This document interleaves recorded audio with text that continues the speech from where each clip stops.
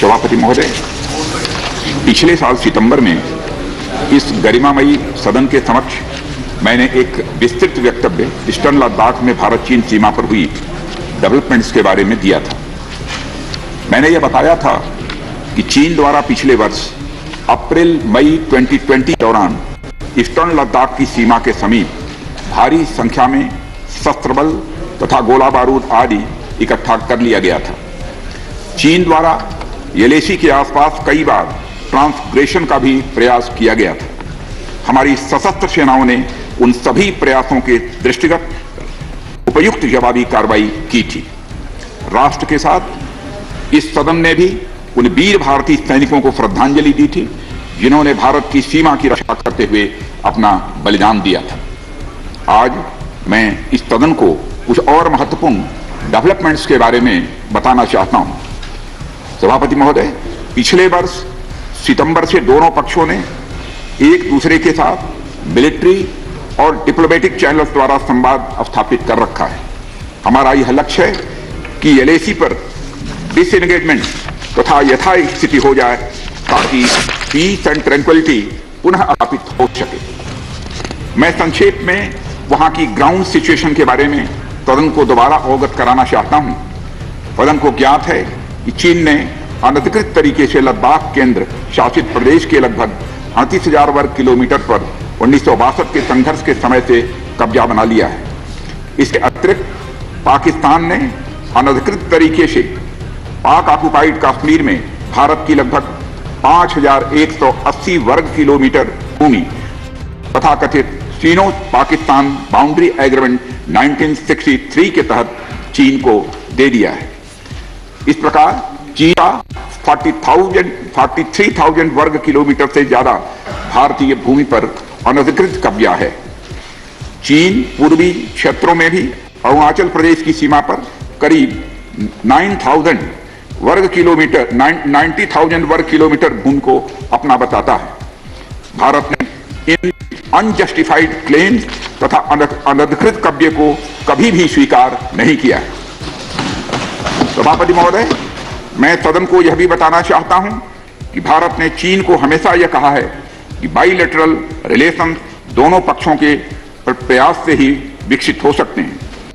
साथ साथ ही सीमा के प्रश्न को भी बातचीत के जरिए ही हल किया जा सकता है, परंतु येलेसी पर पीस एंड ट्रैंक्विलिटी में किसी प्रकार की प्रतिकूल स्थिति का हमारी बाइलेटरल टाइज पर बुरा असर पड़ता है। इससे चीन भी अच्छी तरह अवगत है। कई हाई लेवल ज्वाइंट स्टेटमेंट में भी यह जिक्र किया गया है कि एलएसी तथा सीमाओं पर पीस एंड ट्रैंक्विलिटी कायम रखना बाइलेटरल रिलेशन के लिए यह अत्यंत आवश्यक है।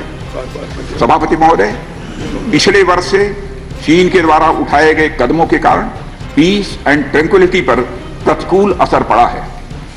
इसके फलस्वरूप चीन और भारत के संबंधों पर भी प्रभाव पड़ा है।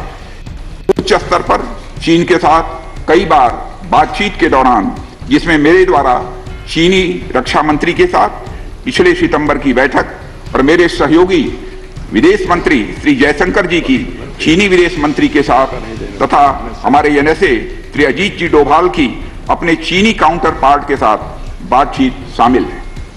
हमने स्पष्ट कर दिया है सभापति महोदय कि यह अत्यंत आवश्यक है कि एलएसी के सभी फ्रिक्शन पॉइंट पर डिसएंगेजमेंट किया जाए ताकि पीस एंड ट्रैंक्विलिटी पुनः स्थापित हो सके।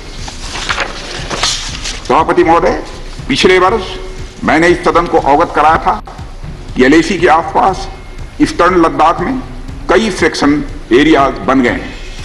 चीन ने बड़ी संख्या में सेना एवं गोला बारूद आदि एलएसी के आसपास तथा उसके पीछे अपने क्षेत्रों में इकट्ठा कर लिया है।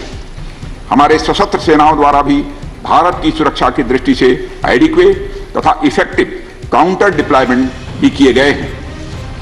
मुझे यह बताते हुए सभापति महोदय गर्व महसूस हो रहा है कि भारतीय सेनाओं ने इन सभी चुनौतियों का डटकर सामना किया है सभापति महोदय, तथा अपने शौर्य और बहादुरी का परिचय पेंगांग त्सो के साउथ एवं नॉर्थ बैंक पर है। सामरिक दृष्टि से महत्वपूर्ण कई क्षेत्रों को चिन्हित कर हमारी सेनाएं कई पहाड़ियों के ऊपर तथा हमारे कोण से उपयुक्त अन्य क्षेत्रों पर भी मौजूद हैं।